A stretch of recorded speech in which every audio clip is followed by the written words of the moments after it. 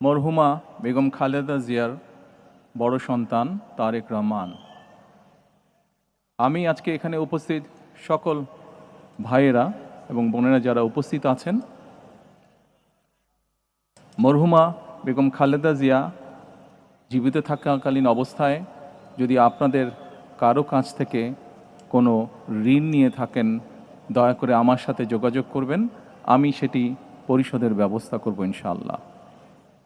একই সাথে উনি জীবিত থাকাকালীন অবস্থায় ওনার কোনো ব্যবহারে, ওনার কোনো কথায় যদি কেউ আঘাত পেয়ে থাকেন, তাহলে মরহুমার পক্ষ থেকে আমি আপনাদের কাছে ক্ষমা প্রার্থী। দোয়া করবেন আল্লাহ তাআলা যাতে ওনাকে বেহেশত দান করেন।